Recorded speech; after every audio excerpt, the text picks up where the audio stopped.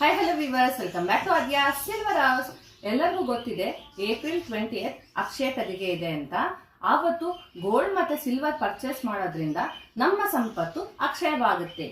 ಆದರೆ ಎಲ್ಲರಿಗೂ gold afford ಮಾಡಕ್ಕೆ ಆಗಲ್ಲ. ಸೊ ಅದಕ್ಕೋಸ್ಕರ ಗೋಲ್ಡ್ ತರ ಕಾರಣ ಅಂತ ಸಿಲ್ವರ್ ಜ್ಯುವೆಲರಿನ ಪರ್ಚೇಸ್ ಮಾಡೋದಕ್ಕೆ ನಾವು ನಿಮ್ ಜೊತೆ ಸ್ಟಾರ್ಟ್ ಆಗಿದ್ದೀವಿ. ಅದಕ್ಕೋಸ್ಕರ ನಾವು ನಿಮ್ಗೋಸ್ಕರ ಆಫರ್ ಅನೌನ್ಸ್ ಮಾಡ್ತಾ ಇದೀವಿ. 1 ವೀಕ್ ಈ ಆಫರ್ ರನ್ ಮಾಡ್ತಾ ಇದೀವಿ.